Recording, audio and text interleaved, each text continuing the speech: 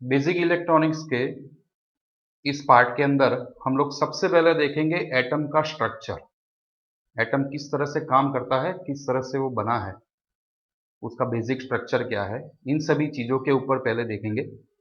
इसके बाद में हम लोग देखेंगे कि किस तरह से एटमों के द्वारा हम लोग इलेक्ट्रॉन के प्रवाह को एक एटम टू अनदर एटम हम ले जा सकते हैं और कितने तरह के एटम आते हैं। तो यहाँ पे तीन तरह के एटम पाए जाते हैं, एक है कंडक्टर, दूसरा है बैड कंडक्टर और तीसरा जो है वो है सेमीकंडक्टर। तो हम लोग सबसे पहले देख लेते हैं बेसिक इलेक्ट्रॉनिक्स का हमारा पहला पार्ट है। हमारे आसपास में जितनी भी चीजें दिखती है जो विजिबल है वो सभी चीजें बनी हैं एटमों के समूह से। तो एटम किसके द्वारा और कैसे बना है उसको थोड़ा देखते हैं। तो यहां पे तीन तरह के कण हैं, एक है प्रोटॉन, न्यूट्रॉन और इलेक्ट्रॉन। जिसके अंदर प्रोटॉन और न्यूट्रॉन कण जो है उसको हम बोलेंगे न्यूक्लियस, यानी कि उसके समूह को बोलेंगे न्यूक्लियस। और इलेक्ट्रॉन जो कि वो न्यूक्लियस के सराउंडिंग एरिया में एक ऑपोजिट फोर्स के कारण एक फिक्स पाथ में घूमेगा। तो यहां पे जो फोर्स लगता है वो फोर्स किस तरह से है, तो प्रोटॉन जो होता है वो पॉजिटिवली चार्ज होता है, यानी कि वो एक पॉजिटिव वीजभार धराता है। न्यूट्रॉन जो है उसका कोई वीजभार नहीं है, लेकिन जो इलेक्ट्रॉन है वो नेगेटिव वीजभार धराता है। तो प्रोटॉन से इलेक्ट्रॉन एक एट्रैक्शन मोड में रहते हैं। तो इसको हम लोग यहाँ पे विस्तार से देखें तो इस तरह से है कि अगर दो पॉजिटिव पॉजिटिव पोल अगर आप साथ में रखते हो तो एक दूसरे को वो अपाकर्षित करते हैं। जैसे कि मैग्नेट के अंदर दो नॉर्थ पोल या फिर दो साउथ पोल एक दूसरे को दूर धकेलते हैं, तो इसको बोलते हैं रिपल, यानी कि अपाकर्षण। लेकिन नॉर्थ और साउथ पोल जब नजदीक आता है यानी कि पॉजिटिव और नेगेटिव एक दूसरे को अट्रैक्ट करते हैं।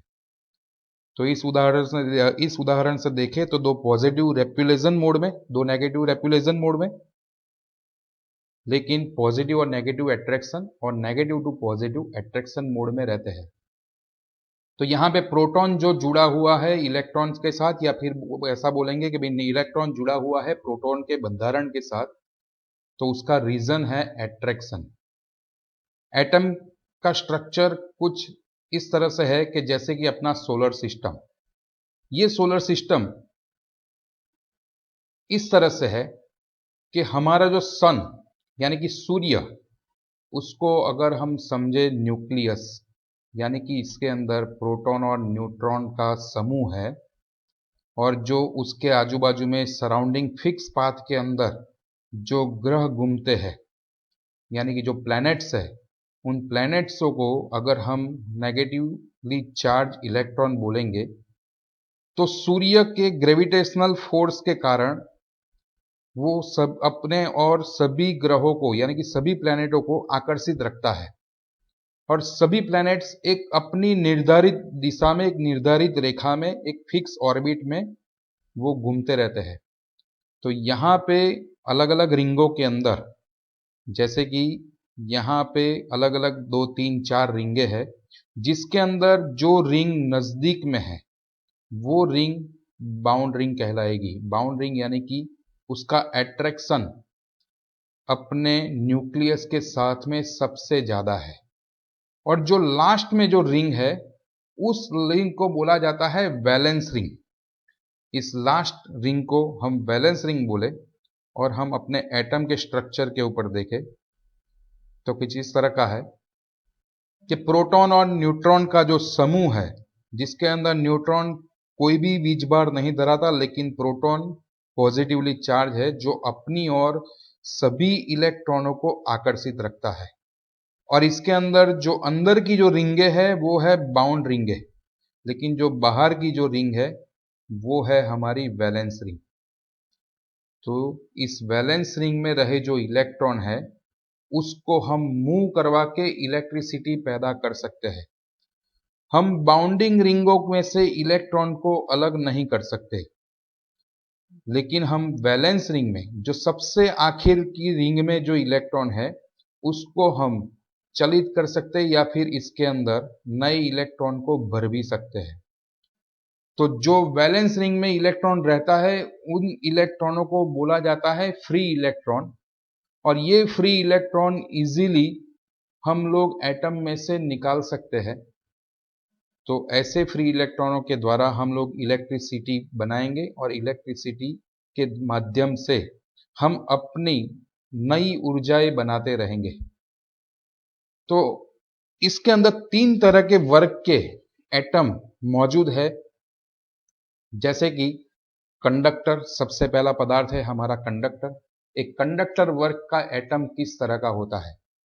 तो कंडक्टर वर्ग का एटम जिसकी वैलेंस रिंग के अंदर यानी कि सबसे बाहर की रिंग के अंदर 1 से लेके 3 इलेक्ट्रॉन मौजूद है, ऐसे सभी पदार्थों को हम कंडक्टर बोलेंगे।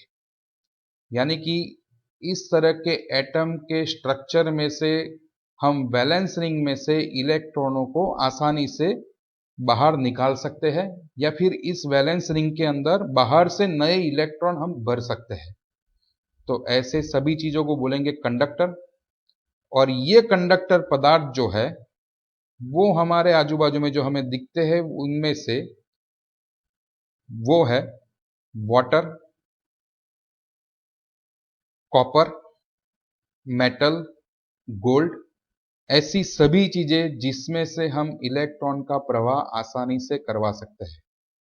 तो ये हुआ हमारा एक वर्ग, यानी कि इन सभी चीजों को कंडक्टर बोला जाएगा जिसमें से आसानी से हम बिजली यानी कि इलेक्ट्रिसिटी पास करवा सकते हैं या फिर इलेक्ट्रिसिटी बना सकते हैं। हमारा जो दूसरे वर्ग का जो एटम है उसको बोलेंगे बैड कंडक्टर, यानी कि जिस एटम की बाहर की वैलेंस रिंग में 5 से लेके 8 फ्री इलेक्ट्रॉन मौजूद है, ऐसे सभी पदार्थों को बोला जाएगा बैड कंडक्टर यानी कि इंसुलेटर। ये इंसुलेटर मटेरियल में रहे इलेक्ट्रॉन जो है बहुत ही टाइटली यानी कि उसका बाउंडिंग बहुत हाई है, जिसके कारण इसने 5 से लेके 8 इलेक्ट्रॉनों को अपने वैलेंस रिंग में रखा हुआ है, और जिसकी इस वैलेंस रिंग के अंदर से हम कोई भी इलेक्ट्रॉन बाहर निकाल नहीं सकते या फिर नए इलेक्ट्रॉन इसके अंदर भर नहीं सकते। तो ऐसे पदार्थ जिसके द्वारा हम इलेक्ट्रिसिटी का बहाव नहीं करवा सकते, वैसी चीजें कहलाती है इंसुलेटर, जैसे कि ग्लास, रबर, प्लास्टिक, वुड, रेत, ये सभी चीजें बैड कंडक्टर की श्रेणी में आते हैं। अभी आगे देखते हैं कि जिसकी वैलेंस रिंग के अंदर सिर्फ और सिर्फ 4 इलेक्ट्रॉन होते हैं, ऐसे सभी पदार्थों को बोला जाएगा सेमीकंडक्टर यानी कि अर्धवाहक। इसके अंदर से हम पूरी तरीके से इलेक्ट्रिसिटी बहा भी नहीं सकते और इसके अंदर बह भी नहीं सकती, और इसके अंदर हम इलेक्ट्रिसिटी को रोक भी नहीं सकते।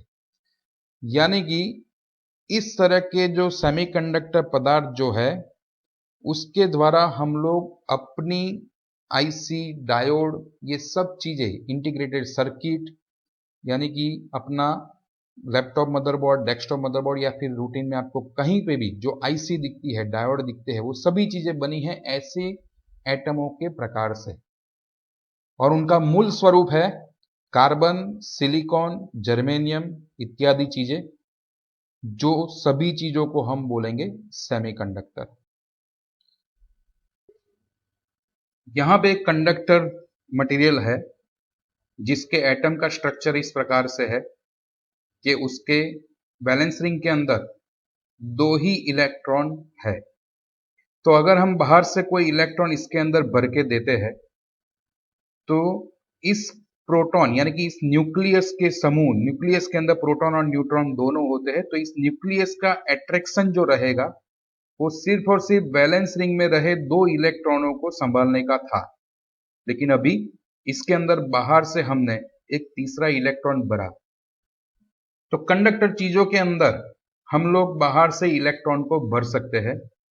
अभी जबकि इस न्यूक्लियस को सिर्फ और सिर्फ 2 ही इलेक्ट्रॉन थे पहले, अभी इसकी जगह पे 3 आ गए, तो उसका जो मैग्नेटिक फील्ड है वो मैग्नेटिक फील्ड वीक हो जाएगा। तो ये इलेक्ट्रॉन शिफ्ट हो जाएंगे दूसरे एटम के अंदर, यानी कि एटम टू एटम, ये हर एक तरह से एटम टू एटम ये इलेक्ट्रॉन ट्रांसफर होते हैं और इनका वहन होता है। तो इसी चीज को बोलते हैं इलेक्ट्रिसिटी। तो अभी हम लोग देखते हैं सबसे पहले कि इलेक्ट्रॉन जो हमने बाहर से भरा, ये बाहर से आने वाला इलेक्ट्रॉन किस तरह से आया। इलेक्ट्रॉन का वहन करवाने के लिए मैं यहां पे एक ले लेता हूं, एक कॉपर का वायर, जिसके इलेक्ट्रॉन इस तरह से है कि हर एक एटम के पास में वो इलेक्ट्रॉन अपनी अपनी एक निर्धारित ऑर्बिट रिंग के अंदर घूम रहे हैं। तो जिस तरह से यहाँ पे बताया है कि एटम के पास में, हर एक एटम के पास में एक एक इलेक्ट्रॉन है, ये इलेक्ट्रॉन अपनी अपनी एक निर्धारित सीमा के अंदर घूम रहे हैं, क्योंकि उसका न्यूक्लियस जो है वो उसको अट्रैक्ट मोड में रखता है। यानी कि ये इलेक्ट्रॉन इस ऑर्बिट में इस तरह से घूमता रहेगा। तो ये क्रिया होती है मैग्नेटिक फील्ड के कारण, जो अभी अभी हमने आगे देखा।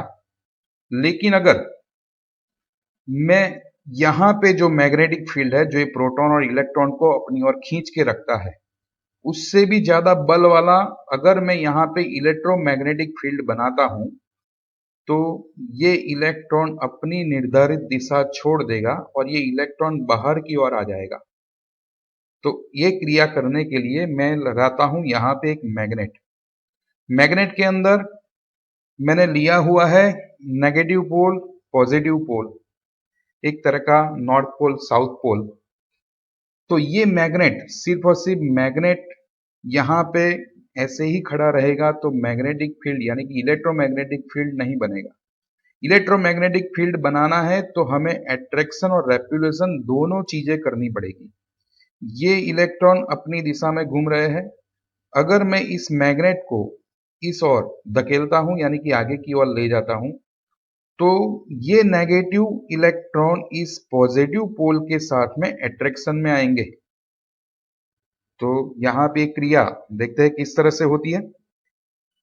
जैसे जैसे मैं मैग्नेट आगे ले जाता हूं, वैसे वैसे ये इलेक्ट्रॉन खींच के आ जाते हैं इस मैग्नेट के प्रभाव से, और अपना मैग्नेटिक फील्ड यानी कि अपने अंदर का प्रोटॉन का के साथ में बंधा हुआ जो अट्रैक्शन मोड था वो तोड़ के बाहर निकल आया। लेकिन ये जो है नेगेटिव पोल, उसको धक्का देके यानी कि रिपल देके दूसरे एटम में उसको समा देते हैं। यहां पे इस प्रोटॉन के पास में अपना एक मैग्नेटिक फील्ड है जो इस इलेक्ट्रॉन को अपने अंदर आसानी से समा सकता है। तो यहां पे इलेक्ट्रोमैग्नेटिक फील्ड का मतलब होता है कि पॉजिटिव और नेगेटिव दोनों पोलों के द्वारा अट्रैक्शन और रिपल की क्रिया करवाना। तो जिस दिशा में मैं मैग्नेट को घुमाऊंगा, उस दिशा की ओर अपने इलेक्ट्रॉन का मूवमेंट संभव हो पाएगा। तो इस तरह से हम इलेक्ट्रिसिटी पैदा कर सकते हैं। तो इस क्रिया को हम देखते हैं हमारे घर में लगे एक जनरेटर के द्वारा। अभी अभी हमने जो देखा कि एक अट्रैक्शन मोड और एक रिपल मोड के द्वारा हम इलेक्ट्रोमैग्नेटिक फील्ड खड़ा कर सकते हैं। तो यहाँ पे मैंने एक उदाहरण के तौर पे लिया है एक पिस्टन, एक सिलेंडर, एक पेट्रोल का सोर्स और एक स्पार्क प्लग। जैसे ही मैं यहां से पेट्रोल डालता हूं, स्पार्क प्लग से स्पार्क करता हूं, ये पिस्टन आगे पीछे होना शुरू हो जाएगा। जैसे ही यहां पे पेट्रोल जलेगा, पेट्रोल जलने से वो जगह बनाएगा, पिस्टन को पीछे धकेलेगा, जिसके कारण एक गियर जो लगा है, इस गियर को ये घुमाएगा। ये गियर घूमेगा, इस गियर से मैंने एक मैग्नेट जोड़ के रखा हुआ है। अभी इस मैग्नेट के आजू बाजू में मैं कोई कंडक्टर चीज लगाता हूं। अभी कंडक्टर चीज के इलेक्ट्रॉन इस तरह से है, लेकिन जैसे ही मैंने मैग्नेट घुमाना शुरू किया तो एक रेपल्शन और एक अट्रैक्शन का मोड बनेगा, जिसके कारण ये इलेक्ट्रॉन इसके प्रभाव में आके इलेक्ट्रॉन का वहन होना शुरू हो जाएगा, जो इस किनारे से वो बाहर निकलेंगे। तो इस तरह से हम इलेक्ट्रिसिटी पैदा कर सकते हैं। पहले जब मैग्नेट नहीं घूम रहा था, तो हर एक एटम के पास में अपना-अपना इलेक्ट्रॉन था, लेकिन उसकी एक निर्धारित रिंग में, एक ऑर्बिट रिंग के अंदर। लेकिन अभी ये इलेक्ट्रॉन चलना शुरू हो गए। अभी इसी इलेक्ट्रॉन को हम कहते हैं इलेक्ट्रिसिटी। तो इस इलेक्ट्रिसिटी के ऊपर पड़ने वाले दबाव को, यानी कि इलेक्ट्रॉन के ऊपर पड़ने वाले दबाव को हम लोग नापते हैं वोल्ट में। तो वोल्ट का मतलब होता है कि इलेक्ट्रॉन के ऊपर पड़ने वाला दबाव, जिसके कारण ये इलेक्ट्रॉन आगे की ओर बहे। तो ये है हमारा सबसे पहला वर्ड, वोल्ट। अभी आगे हम देखेंगे कि कितने इलेक्ट्रॉन बहे, कितने समय में बहे, उसके उदाहरण हमें एम्पियर, हर्ट्ज वगैरह की व्याख्या में ही हमें समझ में आएंगे।